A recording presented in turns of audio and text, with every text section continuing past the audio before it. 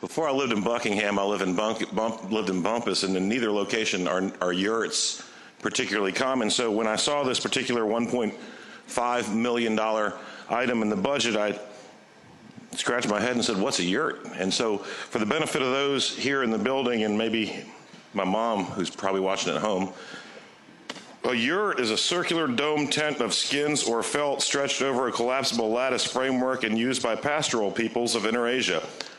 Also, a structure that resembles a yurt in size and design.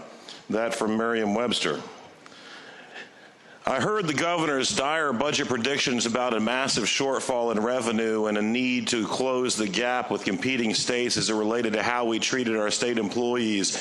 And I've heard from the sheriff's associations and the localities as it relates to things like keeping our sheriff deputies' wages above the food stamp level.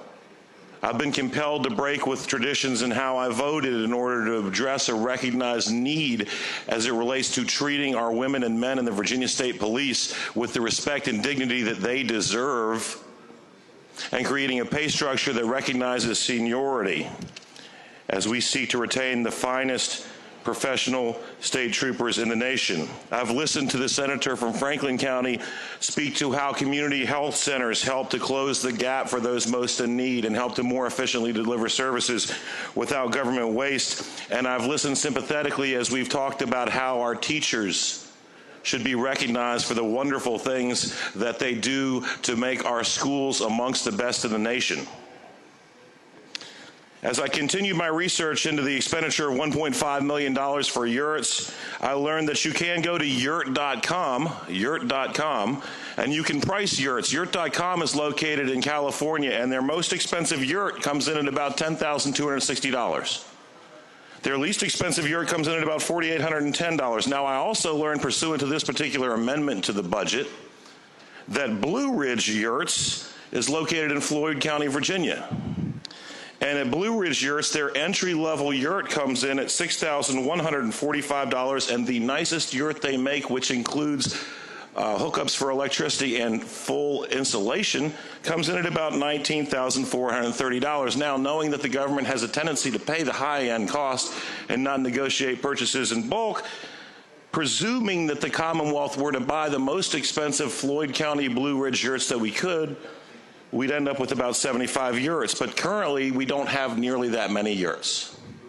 And so if we're replacing the yurts that we have in Virginia, we might end up with somewhere between 5 and 10 yurts. Now, presuming that we end up with 10 yurts, so we can look at Kickato, I apologize if I'm pronouncing that wrong, State Park, where we have yurt rentals.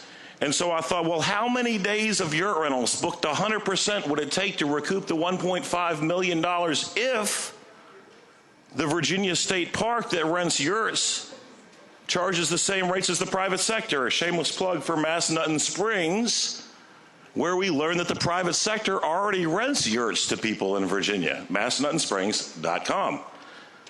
Massanutten Springs, for their least expensive yurt, charges $110 a night. I learned later that the state parks undercut them by about 10%, which is another debate yet to be had, which is why the government is subsidizing industry that undercuts the private sector. But just presuming that the state parks raise their rates, it would take with one yurt 131 years to recoup the $1.5 million investment, because the yurts at the Virginia State Parks are only open between Memorial Day and Labor Day right now. With 10 yurts, it would take about 13 years to recoup the $1.5 million.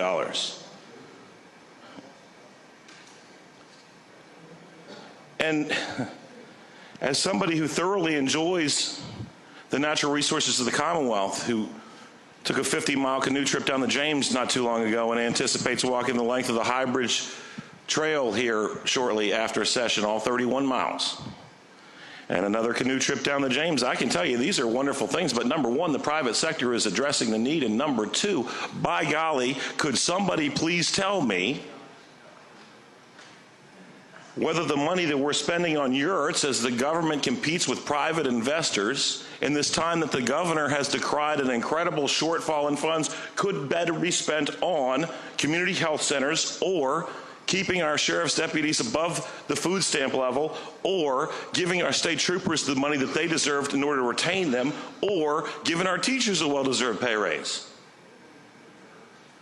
And the bottom line is, if the budget situation is as dire as it is, and the core essential functions of government are public health and public safety and transportation and education, what the heck are we doing buying yurts? And I understand that the argument is they'll pay for themselves, but the bottom line is right now we go Memorial Day to Labor Day in yurt rentals. We already undercut the private sector with what we charge, and it would take years upon years upon years to recoup this money that I would submit, and I'll make the question rhetorical, would probably be better spent on health care, sheriffs, deputies, troopers, or teachers, would it not?